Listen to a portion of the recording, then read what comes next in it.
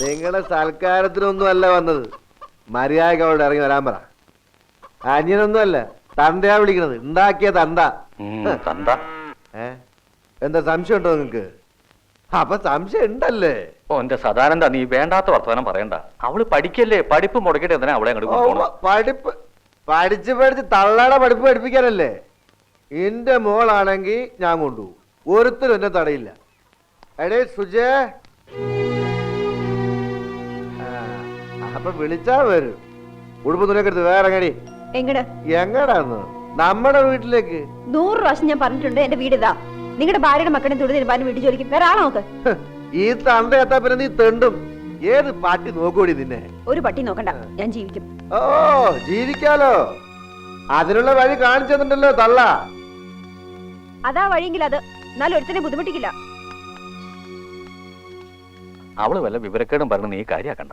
വളർത്തു ദോഷം. മോളുണ്ടാക്കി സ്വൽപ്പേര് പേരക്കുട്ടി ഉണ്ടാക്കി തരും, ഓർത്തോ?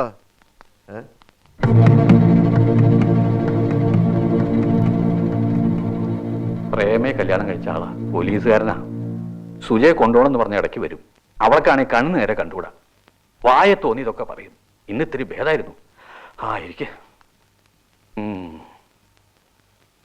അവൻ പറയണതൊക്കെ ഒരു പൊട്ടനെ പോലെ കേട്ട് ഞാൻ അങ്ങോട്ട് സഹിക്കും.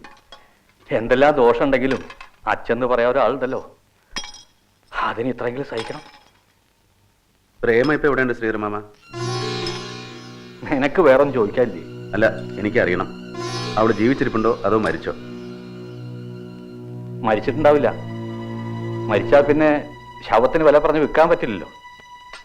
അത് എത്തിച്ചേരാണ്ടിരിക്കൂ. അവൾക്ക് എന്താ ശ്രീധരമാമ ഇങ്ങനെയൊക്കെ തോന്നിയത്? എന്നോടാ ചോദിക്കണേ. ഏച്ചു കെട്ടിക്കൊടുത്തൊരു ബന്ധം പൊട്ടിച്ചു പോവാൻ എന്താ വിഷമം? വെറുതെ ഒരു പോലീസുകാരനെ തല്ലു കൊള്ളണ്ടാന്ന് വിചാരിച്ചു കാണും. ആ കുട്ടിയുടെ കാര്യങ്ങൾ ആലോചിക്കണ്ടേ? ഒരുപാട് കാര്യങ്ങൾ മനഃപൂർവ്വം മറന്നു കളയാ. ഒന്നും ഓർമ്മിപ്പിക്കണ്ട എന്നെ. ഞാൻ നാട് വിട്ടത് പ്രേമയെ ചതിച്ചിട്ടാണെന്ന് ശ്രീധരമാമ വിശ്വസിക്കുന്നുണ്ടോ? വേണ്ട, പോട്ടെ. അതൊന്നും സംസാരിക്കണ്ട നമുക്ക്. എനിക്ക് സംസാരിക്കണം. രണ്ട് പേരോട്. ഒന്ന് ശ്രീധരമാമയോട്, പിന്നെ എൻ്റെ അമ്മയോട്. മനസ്സുകൊണ്ട് പോലും ഞാൻ അവളെ വേറൊരു രീതി കണ്ടിട്ടില്ല. സുനന്ദയും ഗീതയും പ്രേമയൊക്കെ എനിക്കൊരുപോലെയായിരുന്നു. സത്യം, നാട് വിടുമ്പോ ഞാൻ അറിഞ്ഞിരുന്നില്ല അവള് ഗർഭിണിയായിരുന്നു. നീ പറഞ്ഞാൽ ആരും വിശ്വസിക്കില്ല. ഇന്നും നുണയനല്ലേ. അവളോട് ആരും ചോദിച്ചുമില്ല. കണ്ണുകൊണ്ട് കണ്ടത് പിന്നെ എന്തിനാ ചോദിക്കണേ? പക്ഷെ സത്യം ഞാൻ അറിഞ്ഞു. ഞാൻ മാത്രമല്ല, നിന്റെ അച്ഛനും അമ്മയും അറിഞ്ഞു. ഇന്നും ഞങ്ങൾ 3 പേര് മാത്രമേ അറിഞ്ഞിട്ടുള്ളൂ. അച്ഛൻ അറിഞ്ഞിരുന്നു അല്ലേ? അത് മതി. നിങ്ങൾ 3 പേര് മാത്രം അറിഞ്ഞാൽ മതി. ഇതെങ്കിലും എന്നെ മനസ്സിലാക്കിയിട്ടാണല്ലോ എന്റെ അച്ഛൻ പോയത്. ഇത് മാത്രമല്ല, അച്ഛൻ ഒരുപാട് കാര്യങ്ങൾ മനസ്സിലാക്കിയിട്ടാ പോയത്. വെളുത്ത മുഖവും വെളുത്ത ചിരിയായിട്ട് പലരും മാന്യന്മാരായിട്ട് ജീവിക്കട്ടെ. നമ്മളൊക്കെ വിഡ്ഢികളെ പോലെ കഴിയുക, ഒന്നും അറിയാത്ത മാതിരി. നീ ഇങ്ങനെ ആയിപ്പോയില്ലെന്ന് സങ്കടം മാത്രമേ ഞങ്ങൾക്കൊക്കെ ഉള്ളൂ. അവസാന കാലത്ത് നിന്നെ ഓർത്ത് ഒരുപാട് സങ്കടപ്പെട്ടിരുന്നു നിന്റെ അച്ഛൻ.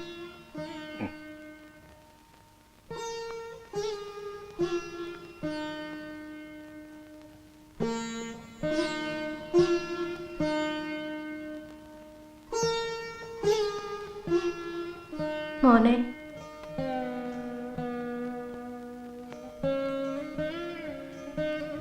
നീയെങ്കിലും ഓർക്കണുണ്ടല്ലോ അച്ഛനെ. ഇവിടെ എല്ലാരും മറന്നു. വാവിനൊരു ഉരുള കൊടുക്കാൻ പോലും ആർക്കും സമയമില്ല.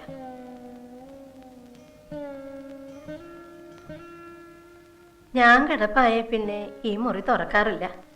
പൊടിയും മാറാലയും പിടിച്ച് ജീവിച്ചിരുന്ന കാലത്ത് കിടക്കട വിരി ഒന്ന് ചുളിഞ്ഞ സമ്മതിക്കാത്ത ആളാ.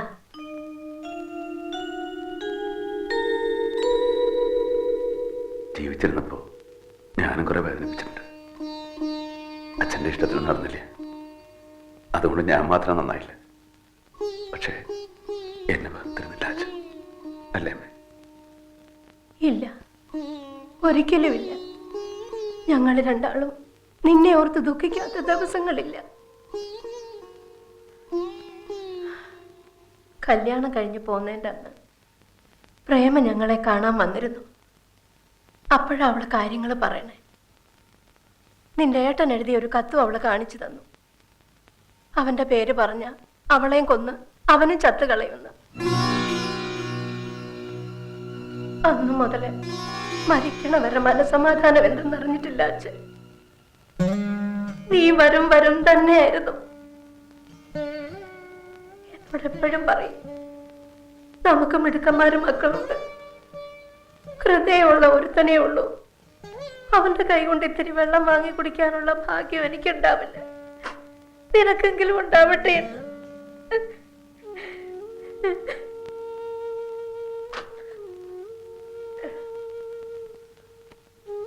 മോനെ, എന്താണ് അവളിത് നേരത്തെ പറയാതിരുന്നേ? എങ്കിൽ അവളിങ്ങനെ ആവോ? നീ ഇങ്ങനെ ആവോ?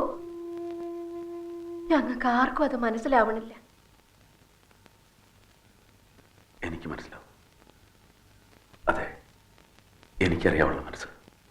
പൊന്നുകൊണ്ടൊരു കൊട്ടാരം കെട്ടിട്ടെന്നെ വിളിച്ചാലും എനിക്ക് വേണ്ട. എനിക്ക് അർപ്പാ. ചതിയനാ, ചതിയൻ. രക്ഷപ്പെടാൻ പെട്ടെന്ന് ചെയ്തു പോയതായിരിക്കും.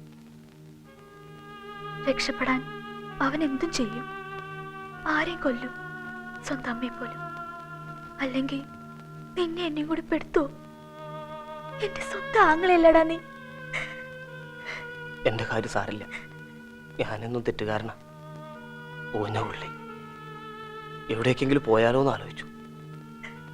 എവിടെ പോ? നീ ഒരു ആൺകുട്ടിയല്ലേ, എവിടെ പോയാലും ജീവിച്ചൂടെ? ഇത് പുഴുത്ത പട്ടിയെ പോലെ ചുണയില്ലാത്തവൻ. എനിക്ക് ഈ നാട് വിടാൻ വയ്യടി. ഓ, മറ്റവളെ വിട്ടുപോകാൻ മനസ്സില്ല. ഈ പ്രേമം എന്നൊക്കെ പറയണത് ചതിയാടാ, ചതിക്കുഴി. അവൾ അങ്ങനെയല്ല. നീ കണ്ടോ, ഒടുവിൽ ആ കരിങ്കുട്ടൻ അവളെ കെട്ടിക്കൊണ്ടുപോകും. അവളുടെ മുറിച്ചെറുക്കൻ സുകുമാരൻ. ഇല്ല, അവൾ എന്റെയാ, എന്റെ മാത്രം.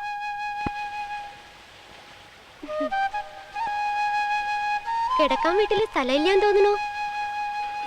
അയ്യോ, എന്താ പറ്റിയത്? ഏയ് ഒന്നുമില്ല. കണ്ണു മുഖമൊക്കെ ഇരിക്കുന്ന കണ്ടില്ലേ? എന്താ പറ്റിയെന്ന് പറ. അച്ഛൻ തല്ലിയതാ. എന്തിനാ പറ, എന്തിനാന്ന്? അച്ഛനതെല്ലാം കാരണമൊന്നും വേണ്ടല്ലോ. ഞാൻ എങ്ങോട്ടെങ്കിലും പോവാന്ന് വിചാരിക്കുക. എങ്ങോട്ട്? എങ്ങോട്ടെങ്കിലും. ഞാൻ സമ്മതിക്കില്ല. എന്നെ വിട്ട് പോരുത്, എന്നെ മറന്നു പോരുത്. മറക്കേ?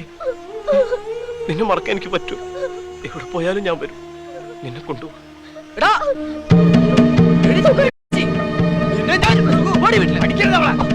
അത് പറയാൻ നീരാ പട്ടി.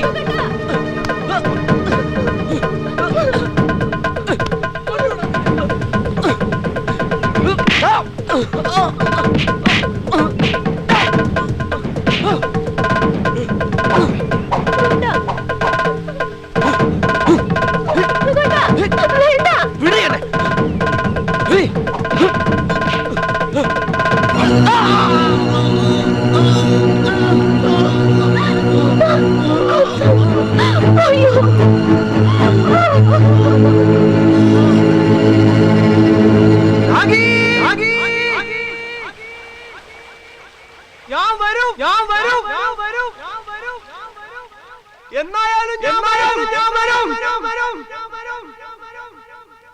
കാത്തിരിക്കണം.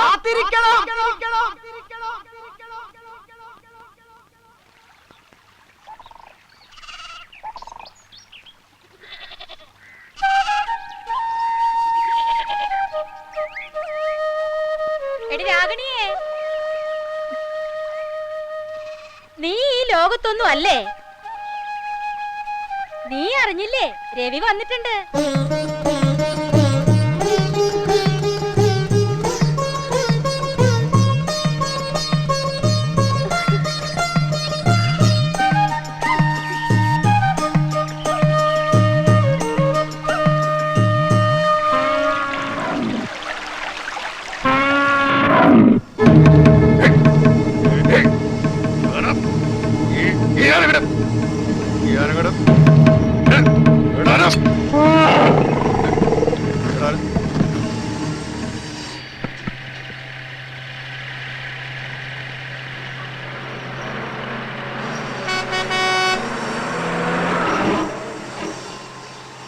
സുമാരാ, ഒന്ന് മാറ്റാതിനെ. അത് ബ്രേക്കുള്ള വണ്ടിയാ, ഇതിന് ബ്രേക്ക് ഇല്ല.